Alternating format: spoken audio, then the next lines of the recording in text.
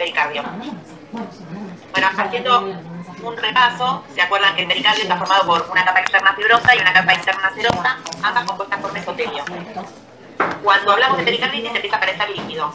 Cuando en la pericarditis es entre 10 y 20 mililitros, cuando sobrepasa los 50 mililitros tenemos el derrame, y si esto avanza más vamos a tener el taponamiento cardíaco, como vamos a ir viendo después.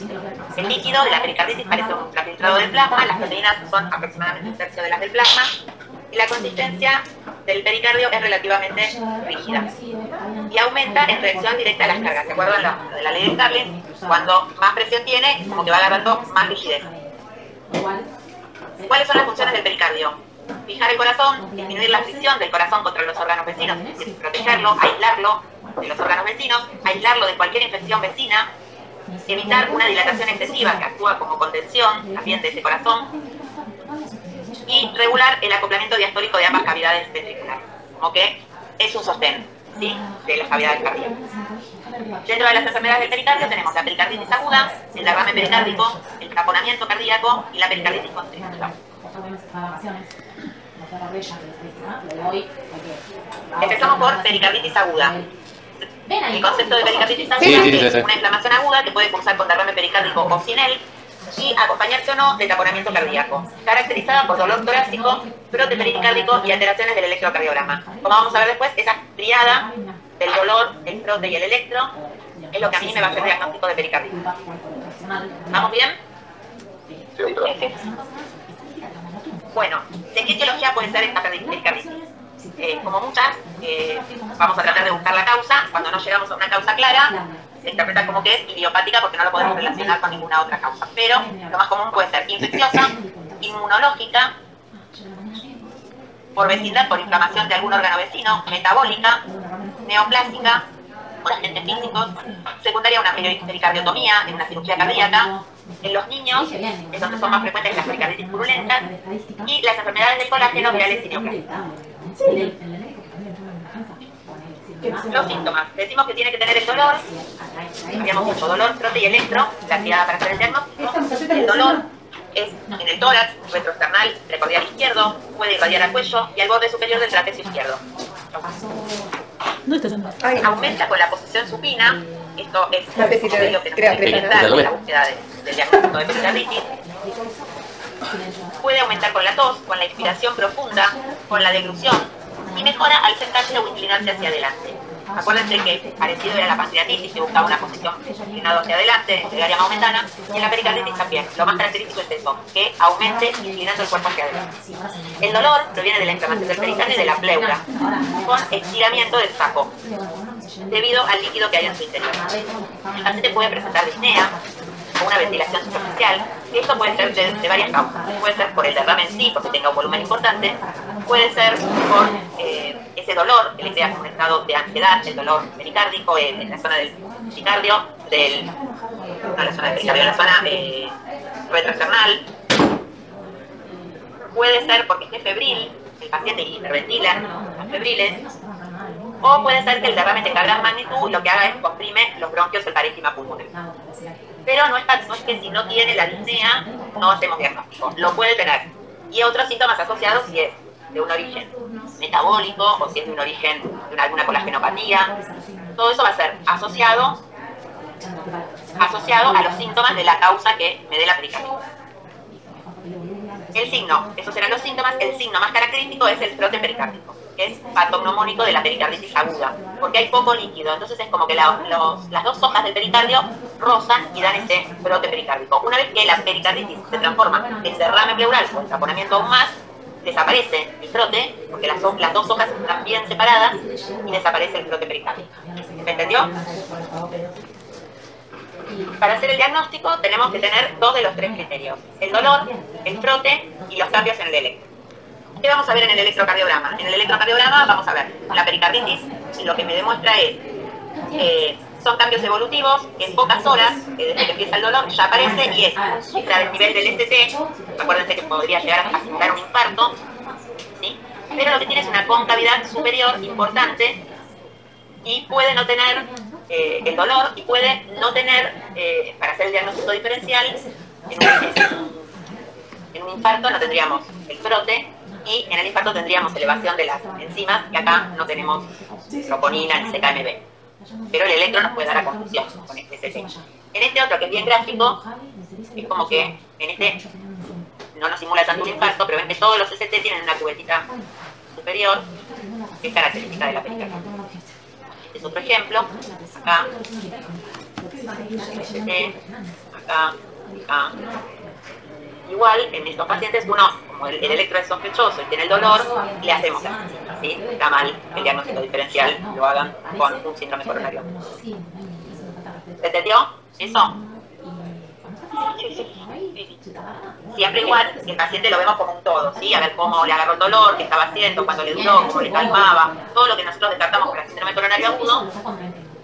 Pero si el paciente tuvo, por ejemplo, una infección viral previa, o está con fiebre, o es un paciente que tiene ya diagnóstico de una colagenopatía, siempre tenemos que estos síntomas y los exámenes complementarios como instaurarlo dentro de un todo que es el paciente, ¿sí? Para llegar a hacer el diagnóstico. Pero bueno, si a ustedes les tiran 3 datos, bueno, lo que pensaríamos en este caso es un electro con un ST con concavidad superior, un brote y un dolor, ¿qué me van a decir? Infarto pericarditis. Se entiende a dónde voy, ¿no? No es que tiene que tener todo y siempre vemos el resto del paciente. Pero en las preguntas tipo choice, cuando no hay un todo del paciente, que es eso o eso, bueno, los criterios son 3. El electro deja de tener una utilidad cuando el derrame se hace más importante. Es como que ahí ya esa utilidad tan clara que tenía para la pericarditis no la tengo tan marcada para el derrame pericárdico. Y también acuérdense que ahí me desaparece el frote. Entonces, bueno, puedo tener el dolor, puedo tener el compromiso hemodinámico que vamos a ver que tiene el derrame pericárdico, pero me va a servir otras cosas cuando aparezca el derrame. Por ejemplo, la placa de tórax, que va a ser bien evidente.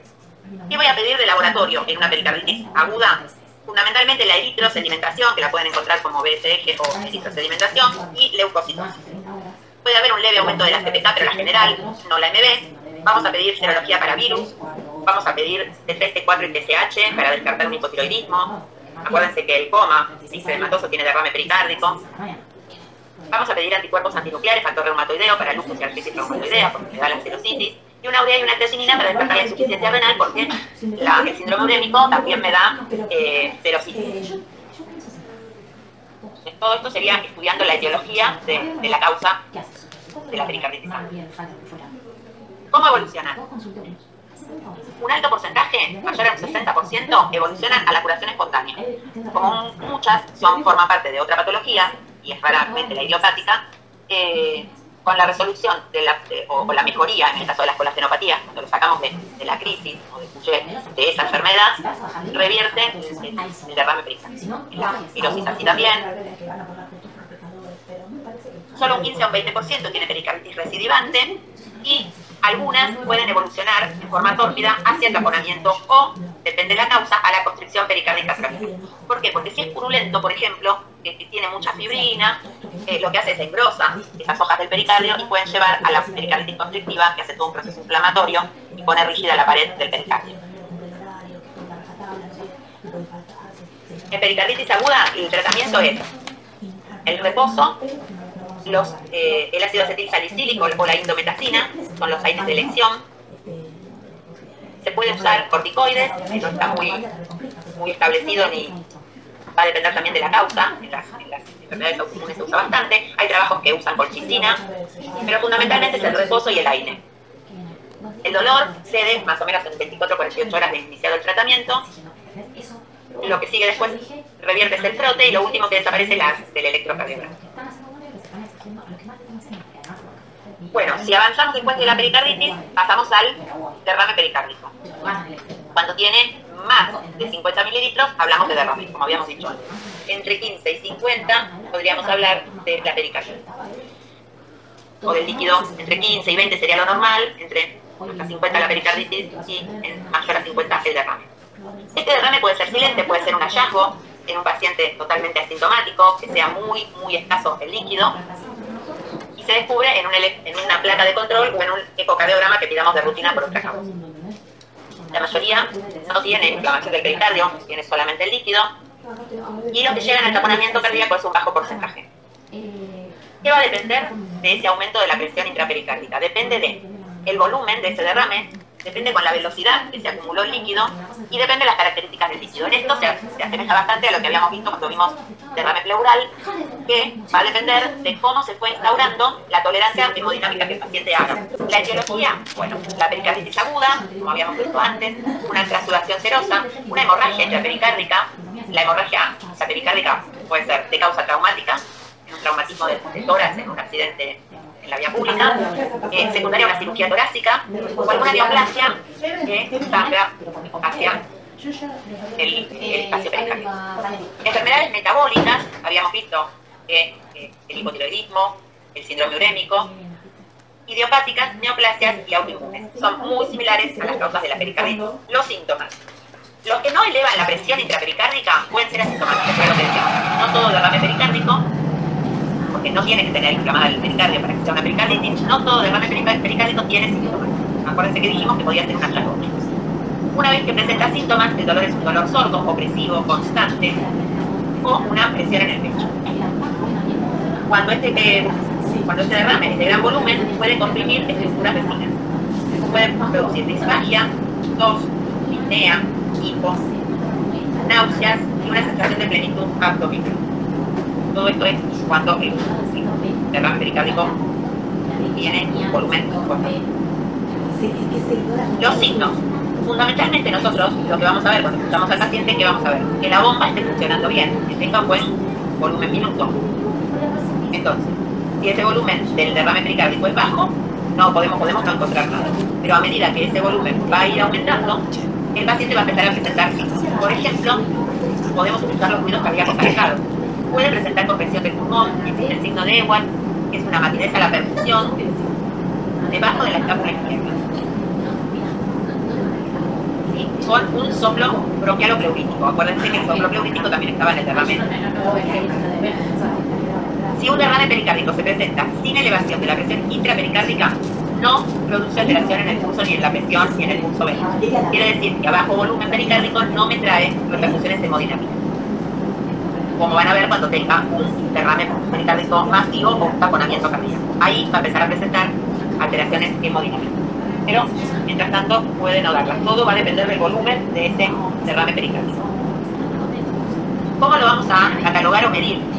Porque lo podemos diagnosticar en una placa de tórax. Vamos a ver, por ejemplo, acá.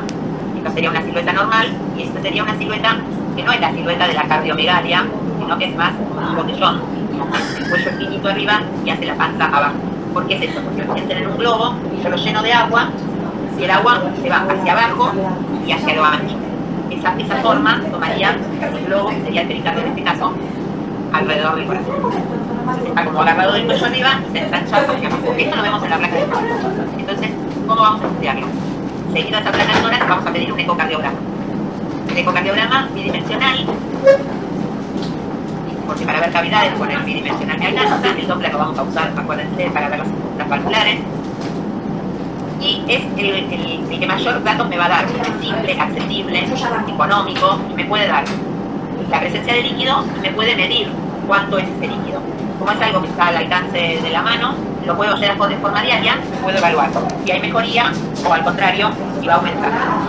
En la placa de tórax, como veíamos recién, tiene que pasar de 300 en adelante centímetros cúbicos de líquido para que aparezca alteración de la silueta cardíaca. Hasta 300 mililitros no tendría por qué aparecer alteración de la silueta. La tomografía es útil cuando estos derrames pericárdicos son a repetición, o tuvieron un proceso purulento, o ya han tenido y han sido drenados, y pueden estar tabicados. Igual que como veíamos en el pleural, me lo va a determinar la tomografía de todo. La resonancia va a ser útil para que, cuando veamos pericarditis, sí, rozamiento, la constrictiva, lo que me permite la resonancia, como con la resonancia se ven muy bien las partes blandas, voy a poder evaluar el engrosamiento de ese pericardio y si hay alguna masa intrapericárdica. En el ecocardiograma también podría haber alguna masa, pero como es más operador dependiente y está en actividad y la tiene que encontrar, a veces la resonancia queda como plasmada en las fotos en 3 dimensiones y puedo ver si hay alguna masa tumoral quística en el pericardio. En el electrocardiograma, como dijimos, escuchábamos bajo los ruidos, se va a manifestar con los voltajes de los URS pequeños y es más, pueden estar aplanadas las ondas frías. Y etiológico, haríamos las serologías para ver si es viral. Otra cosa que se hace, se puede, no en un primer momento, pero si persiste en el tiempo, se puede hacer una pericardiocentesis con seguimiento ecográfico y sin seguimiento ecográfico. Se toma una muestra de ese líquido y se manda a análisis. El pericardio, que no se tendría que ver, como tenemos ahí. Ahí está. El borde es líquido, lo negro se ve líquido, estas son las cavidades, aurículas y ventrículos. ¿Me ven? La flechita está. Sí, sí, se ve. Se ve. Bueno, las aurículas, los ventrículos y el pericardio, miren el volumen que tiene. Miren, el volumen que tiene un ventrículo, esta es otra imagen con otro corte. ¿Ven? Los ventrículos acá, el ventrículo derecho se colapsa más fácilmente porque la pared es más delgada, el izquierdo que maneja más presión. Y acá, bueno, vemos el derrame pericárdico también. Miren la dimensión en relación a la dimensión del ventrículo izquierdo, ¿sí? Acá hay otra, todo el derrame y los ventrículos. La aurícula derecha e izquierda, ventrículo izquierdo, Sí, ventrículo derecho. Este colapsa enseguida el derecho. Era re muy difícil. Bueno, esto puede evolucionar al taponamiento. ¿Quiere preguntar algo hasta acá? Pericárdico. Persiste en el tiempo. Que dura más de 3 meses y algunos hablan de 6 meses. Ahí pasaría a ser un derrame pericárdico crónico. Por lo general son leves, son bien tolerados, no tienen síntomas hemodinámicos porque no tienen una compresión cardíaca significativa, se descubren en una radiografía de rutina. Hasta a veces a mí me ha pasado que la paciente, sí, yo me olvidé de contarle que sí tengo el líquido en el corazón, pero hace mucho, que incluso cuando uno pregunta por antecedentes no lo tienen hace mucho y está incorporado, no lo relatan como un hecho a marcar. Y viene la radiografía del tórax y lo vemos que la hacemos de rutina. ¿Cuándo puede llevar a la pericarditis crónica? Una pericarditis idiopática, viral, urémica, secundaria a un mixedema o a una neoplasia. También pueden estar presentes en pacientes que tienen retención de agua y sodio, por ejemplo, pacientes con insuficiencia cardíaca crónica. Acuérdense que el paciente con insuficiencia cardíaca crónica tenía ascitis, tenía derrame pleural y puede tener derrame pericárdico, un síndrome nefrótico y una cirrosis hepática. Todo lo que me puede dar esa anasarta, la acumulación y retención hidrosalina, bueno, todo eso también me puede dar un derrame pericárdico crónico. Y se clasifican en leves, moderados y severos según los criterios ecocardiográficos. El tratamiento es tratar la causa. Y si es idiopático y se hace masivo, se hace muy importante, lo que uno hace es una pericardiotomía y trata de drenar ese líquido como para mejorar los síntomas cuando se hace masivo, que son los síntomas hemodinámicos. Entonces uno drena eso, se hace no como el derrame pleural, que uno le conecta la aguja y la guía para drenarlo. En este se pone una llave de 3 vías. Después, bueno, vamos a ver si le mostramos cómo es la llave de 3 vías, pues la vamos a tener ahí y cuando vayan rotando por el consultorio se las mostramos. Y lo que uno puede hacer es dejar puesta la aguja de punción. El derrame se hace más importante que el compromiso hemodinámico secundario a la presión intrapericárdica va a ser una disminución del gasto cardíaco o un shock cardiogénico, porque va a tener tanta presión en el pericardio que no va a dejar cumplir la función de bomba. Entonces va a entrar en shock cardiogénico. ¿Se entendió eso, no? Sí. Bueno, cuando nosotros vemos que el paciente tiene la placa de derrame de embotellón bien severo y tiene signos de falla de bomba, lo que tengo que hacer ahí es actuar rápidamente para descomprimir y ver si mejora hemodinámicamente. ¿Cuáles pueden ser las causas del taponamiento? Volvemos a repetir. La pericarditis aguda, un traumatismo, como dijimos antes, que sería un hemopericardio, una TBC, una neoplasia a nivel, una carcinomatosis, que sería a nivel propiamente del pericardio, o algún tumor o algún quiste que esté a nivel del espacio pericárdico, que sea infeccioso, y todas las mismas que el derrame, las enfermedades autoinmunes, las enfermedades por retención hidrosalina, las descompensaciones cardíacas, las anasarcas, todo lo mismo. En pacientes que a lo mejor no cumplen un tratamiento, son pacientes que tienen tanta retención hidrosalina, tienen que cumplir un tratamiento de diuréticos y de prohibición del sodio, que a veces transgreden y no lo cumplen, y pueden aparecer los derrames en las distintas fases. ¿Con qué vamos a tener que hacer en el paciente que tiene el taponamiento y que tiene la falla cardíaca? ¿Con qué vamos a hacer diagnóstico diferencial? Primera, con la insuficiencia cardíaca congestiva, con la falla aguda, con shock cardiogénico. Con las pericarditis, las constrictivas, con un infarto del ventrículo derecho, con un shock cardiogénico o con un cor pulmonar agudo, sería el edema agudo. Miren acá, que cuanto más aumenta el volumen, más aumenta la presión intrapericárdica. Y que a lo mejor, miren cómo es la curva, no aumenta tanto el volumen, los mínimos cambios de volumen me producen mucho aumento de presión porque es un espacio muy reducido y altamente significativo, por mínimo que sea el cambio de volumen. También, como dijimos cuando hablamos del derrame, la velocidad en que se acumula ese líquido, el grado de distensión de ese pericardio, si ese pericardio ya ha sufrido alguna enfermedad, tiene como secuela alguna fibrosis, no va a ser tan distensible, y, por supuesto, el volumen de líquido que tenga. Para dar el diagnóstico de taponamiento cardíaco. El bajo gasto cardíaco o el shock cardiogénico, la falla del ventrículo derecho y un derrame pericárdico, la ortopnea, la inquietud, va a tener una ingurgitación yugular, y vamos a ver que está pulsátil la yugular, y un pulso arterial paradójico. En inspiración va a disminuir menos de 10 milímetros de mercurio. La verdad que nosotros, cuando hay una falla con una ingurgitación yugular, ya tenemos que pensar en el taponamiento. Hay una falla cardíaca, el paciente está con la ingurgitación yugular, le hacemos, si podemos, una placa de tórax, y vemos, ahí ya hacemos el diagnóstico mucho más, si tenemos acceso en el shock room a un ecocardiograma, como que quedaría bien claro. Y causas de hemopericardio, traumatismos cerrados, traumatismos punzantes, ¿sí? Una herida punzante en el tórax puede no llegar a lesionar el miocardio, puede hacer un derrame, un sangrado en el pericardio, porque atravesó un paso del pericardio, o una ruptura cardíaca tras un infarto agudo, que el paciente haga el aneurisma. Vieron que una de las consecuencias del infarto podía ser el aneurisma del ventrículo. Ese aneurisma sigue aumentando de presión, se rompe y hace un hemopericardio. Un hemopericardio que no descompensa, como dice una ruptura cardíaca, ¿cómo no descompensa? Porque sirve de contención por un tiempo, hasta que uno pueda hacer el diagnóstico, si es que se llega a hacer, sirve de contención el pericardio, precisamente para eso.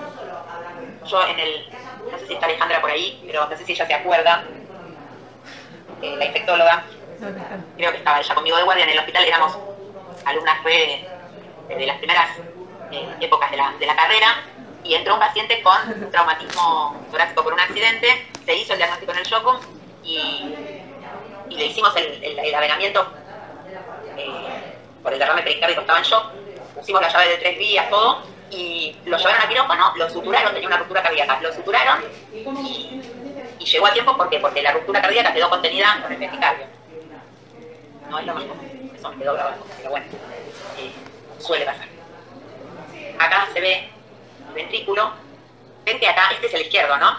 Y ven el derecho, la pared del derecho, que es el que colapsa contra la pared del izquierdo, y ahí es donde surge la ruptura. En el taponamiento, con el ecocardiograma, no podemos hacer diagnóstico si no presenta el derrame, ¿sí? ¿Y qué vamos a ver? Es como estar, acuérdense del globo que yo dije, es como si estuviera el corazón adentro de ese globo lleno de líquido. Entonces, en el ecocardiograma lo que vemos es el bamboleo, cómo se mueve el corazón dentro de ese globo con agua. El colapso del ventrículo derecho tiene una especificidad del 100% y el colapso de la aurícula derecha una sensibilidad del 100%. Por eso lo primero que aparece es la falla del ventrículo derecho, por eso la ingurgitación yugular. El taponamiento cardíaco, la placa de tórax me va a dar el corazón en botellón, pero no me va a dar repercusión hemodinámica, no me va a aportar mucho dato. El electrocardiograma va a tener el bajo voltaje.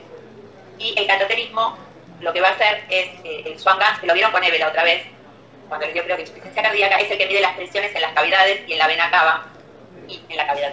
¿Qué hacemos? Como habíamos hablado recién, la evacuación hasta la mejoría clínica. No lo sacamos todo, lo vamos sacando de a poco, con la pericardiocentesis, con la llave de 3 vías, y tratamos de compensarlo hemodinámicamente y después se hará la reparación quirúrgica si es que tuvo una ruptura.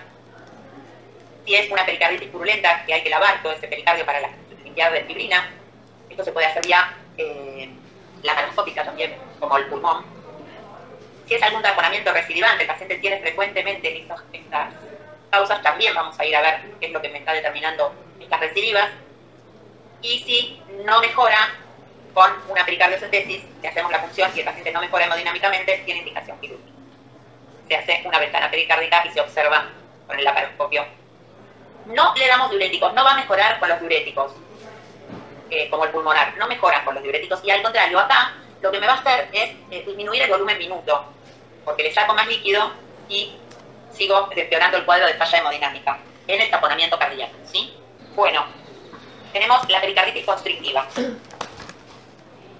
¿Qué pasa con una pericarditis constrictiva? ¿Qué diferencia con la pericarditis aguda que habíamos hecho antes? Bueno, las láminas, las membranas del pericardio se ponen rígidas, se fibrosan, y lo que no me deja es el llenado, la distensión del llenado ventricular, ni la relajación diastólica. Como que lo tiene rígido a todo el miocardio.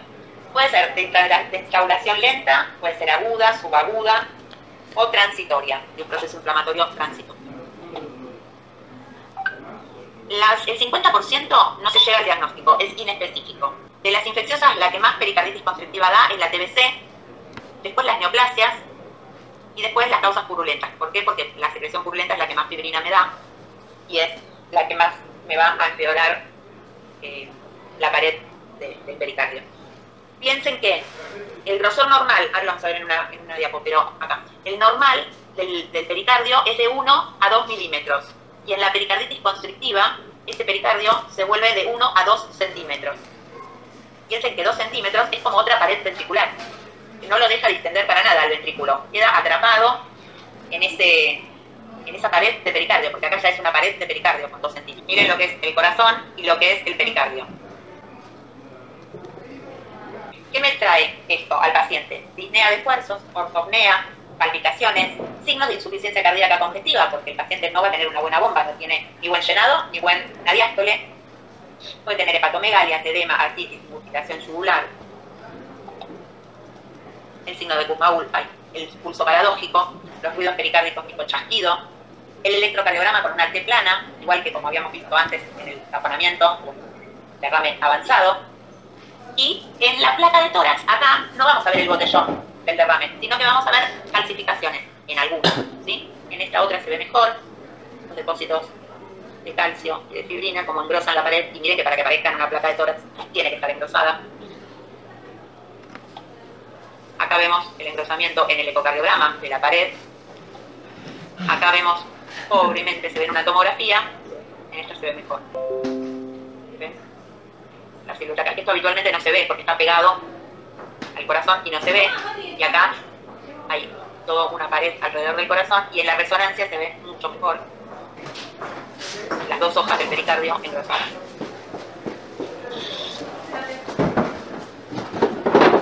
El tratamiento lo que hacen es, le hacen como una apertura para que tenga lugar para mover. Otras patologías del pericardio, un síndrome de post-pericardiotomía después de una cirugía cardíaca, que es un proceso inflamatorio del pericardio que revierte solo, los quistes simples del pericardio, las neoplasias propias del pericardio, enfermedades sistémicas y medicamentos que me den acumulación de líquido en las arteriosas, como la procainamida, hidralazina, isoniazida y antraciclina.